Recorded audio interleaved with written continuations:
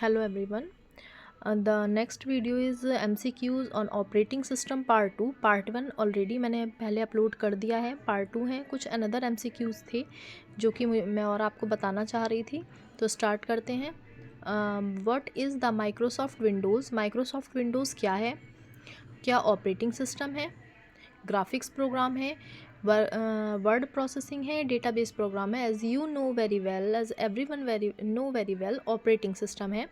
Microsoft Windows है जो कि एक ऑपरेटिंग सिस्टम है जिसके द्वारा हमारा कंप्यूटर ऑपरेट होता है। बिना किसी भी विंडो के हम अपने ऑपरेटिंग सिस्टम को या सॉफ्टवेयर या हार्डवेयर को ऑपरेट नहीं कर सकते। तो इसलिए इसका आंसर जो होगा वो ऑपरेटिंग सिस्टम होगा, माइक्रोसॉफ्ट विंडोज़। ठीक है, ये एक ऑपरेटिंग सिस्टम है जिसके विंडोज़ के बहुत सारे वर्जन्स हैं जिसे आप लोग यूज़ करते हैं। Windows XP, Windows 7, Windows 8, 10। तो ये सब जो है ये वर्जन्स हैं विंडोज़ के। The next one is which of the following is a group of programs? इनमें से कौन सा ग्रुप ऑफ प्रोग्राम्स है? ग्रुप ऑफ प्रोग्राम्स का मीन हो गया जिसके अंदर बहुत सारे प्रोग्राम्स आते हैं। Accessories, paint, word, all of above.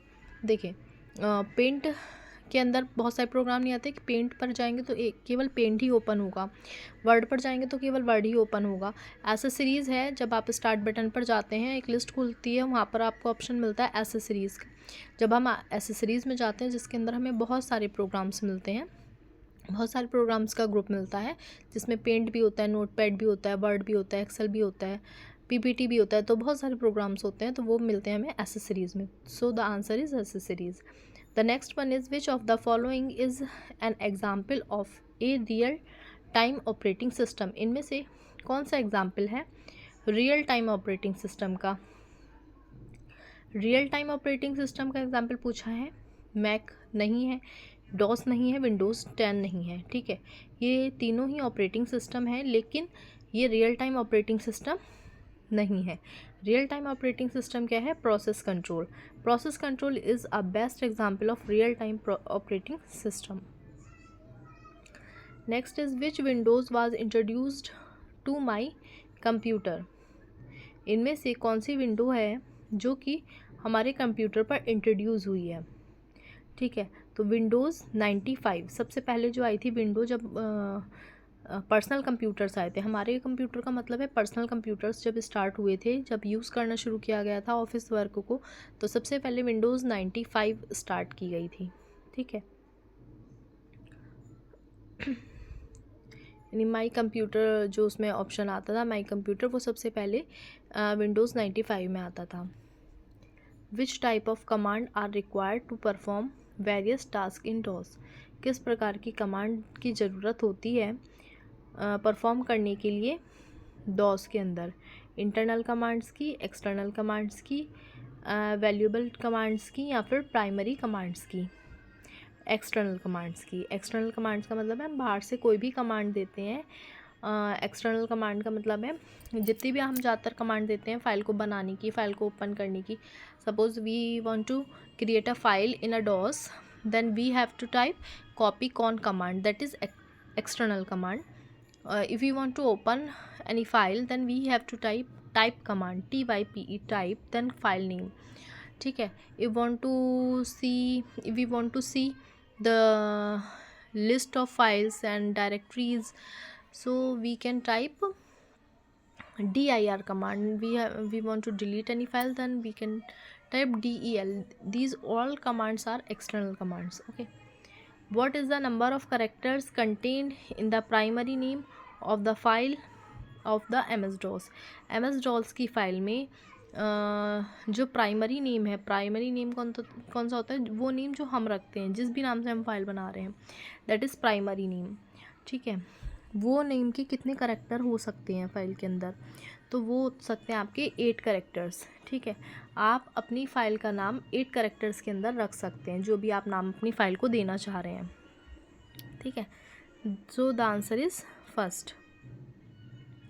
The next one is which command is use to fetch a ग्रुप .doc of files that have been deleted? ये कह रहे हैं वो कौन सी कमांड है जिसका यूज़ हम किसी भी फाइल को या ग्रुप ऑफ फाइल्स को फैच करने के लिए, निकालने के लिए कर सकते हैं जो कि डिलीट हो चुकी हैं। तो उसके लिए हम एक कमांड टाइप करते हैं अनडिलीट एस्ट्रिस्क का साइन .doc। doc क्या है? doc हमारा वो डॉक्यूमेंट है, ठीक है, जिसको हम, ठीक है, हम फैच करना चाहते हैं। तो हमें ये टाइप करना होगा, तो भी जो भी हमारी डिलीटेड फाइल है वो हमें दिखाई दे जाएंगी। विच of the following is system software? इनमें से कौन सा सिस्टम सॉफ्टवेयर है? सिस्टम सॉफ्टवेयर क्या होते हैं? जिनका यूज़ किसी भी सिस्टम को ऑपरेट करने के लिए किया जाता है।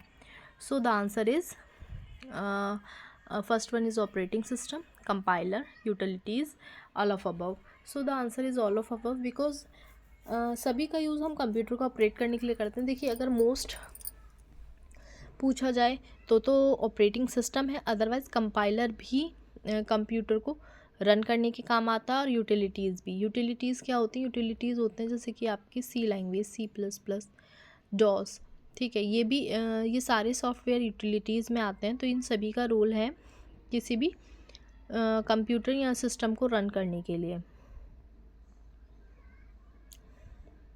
The next one is which of the following option is correct about the Windows operating system? Window operating system के बारे में इनमें से कौन सा ऑप्शन सही है? Window is CUI operating system, window is based on CUI, window is based on GUI, none of this. So the window is based on GUI, option is third वाला। थर्ड ऑप्शन है आपका। Window किस पर based है? GUI पर। GUI क्या होता है? ग्राफिकल यूज़र इंटरफेस, ठीक है, यानी कि हम विंडोज़ के अंदर बहुत सारी ग्राफिक्स देखते हैं और वही इंटरफेस के द्वारा हम क्या करते हैं? कनेक्ट करते हैं। सो the answer is GUI, graphical user interface. अगर आपको कोई भी डाउट हो तो आप मुझे कमेंट में पूछ सकते हैं। वीडियो पसंद आई हो तो प्लीज़ लाइक कीजिए, शेयर कीजिए एंड सब्सक्राइब कीजिए। Thank you.